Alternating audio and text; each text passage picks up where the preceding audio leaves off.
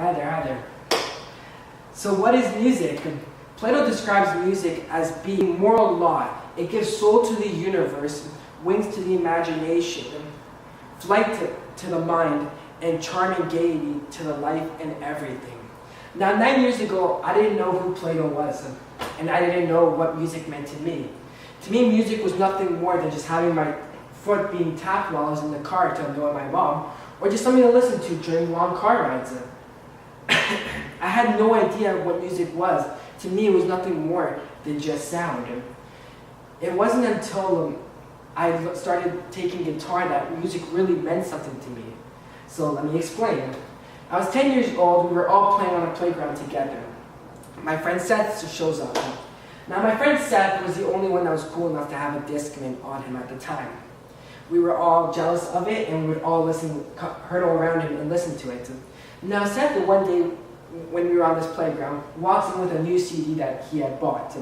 Now, this CD, it was hard to tell what it was because it sounded like people just yelling at each other, just random screams and yells. So, me being curious 10-year-old, I go up to him and ask, Seth, dude, what are you listening to?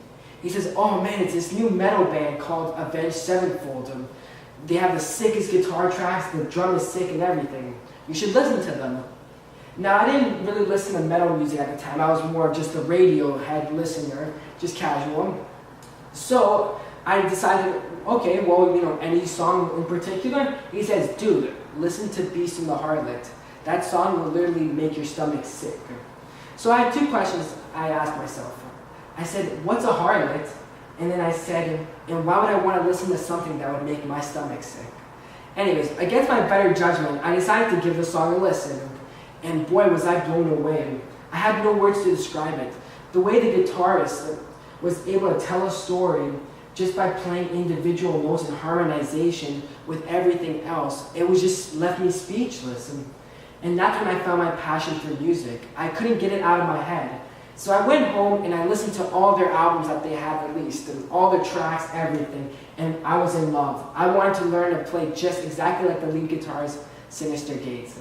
So after weeks of begging my parents just to let me take guitar lessons, they finally submitted and agreed to let me do it.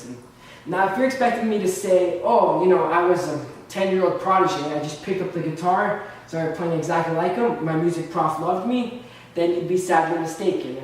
Music was hard to me. It did not come easy at all, and I quit within my first year. I know, I quit.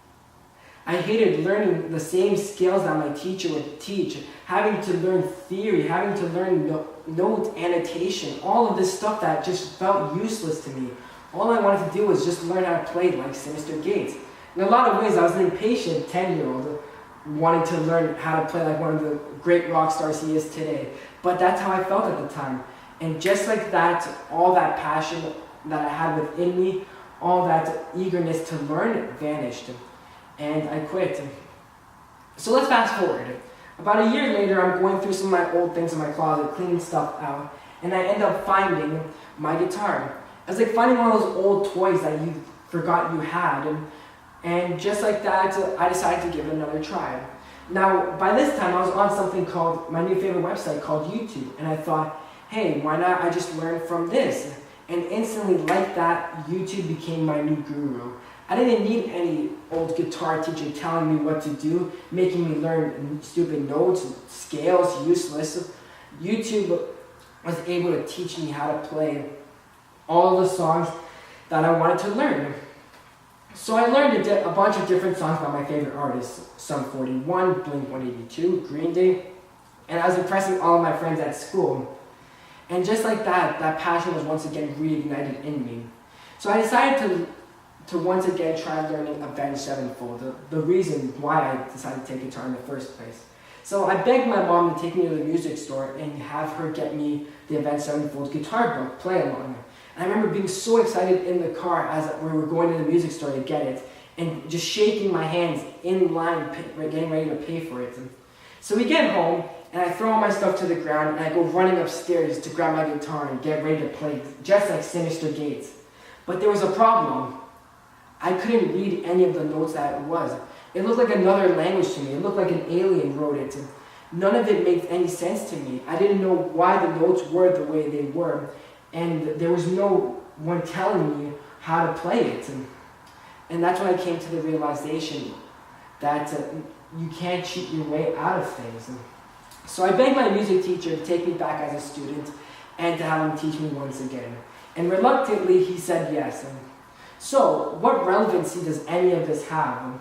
Well, music was one of the first times I ever felt powerless. I felt weak. I felt like all the effort that I put into practicing didn't pay off. I practiced, once an hour a day, maybe, and I didn't catch on to it. I was one of those kids where it's either I got something or I didn't, and I just gave up. Music was the first thing to really test my patience, to test my perseverance, my confidence into doing something.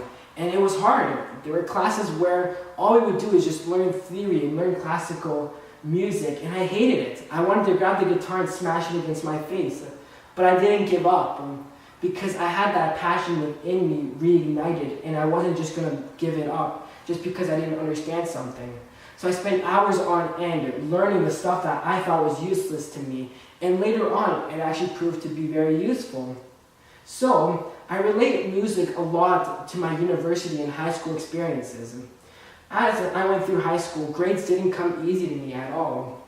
It was hard for me to get a good mark. I had to spend hours on end studying for tests, writing my essays, whereas I had friends who wouldn't look at the homework and they would get 100. And it frustrated me because I wasn't like that. But at the same time, it felt good to me knowing that I would spend hours on end and seeing the final A on my test. It was a feeling that, just like music brought to me, that was indescribable. Even now in university, I'm still going through those challenges, going through those struggles. And I see my friends that are like that don't have those skills, that aren't able to just pick something up quickly and they give up. But music taught me not to give up. It taught me to work hard at something, even if you don't like it. And that was the biggest thing for me, was working hard at a subject that I hated. And I was never good at math or science, but I had to work hard just to get the mark that I wanted to get where I am now. So where am I now? I'm in my second year in the University of Waterloo studying global business and digital arts. And I'll be honest, I have no idea what I want to do after I'm done my degree. I don't know where I want to go. In a perfect world, I would be interviewing Sinister Gates, just like I'm talking to you guys right now. Unfortunately, I don't have the answers to all of these questions of what I'm going to do.